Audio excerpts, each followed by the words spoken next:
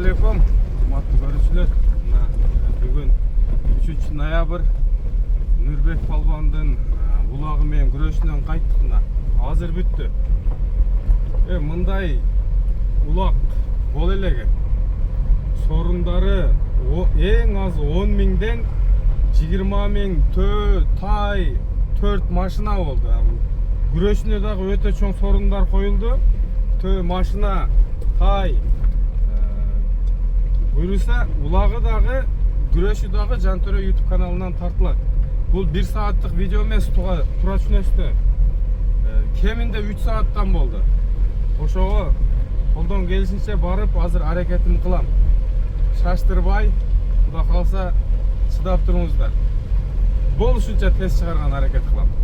Мындай улак болбоду эле. Өтө ширин улак болду. Лайк басып, комментарий калтырыңыздар, достор. Биз кызматтабыз.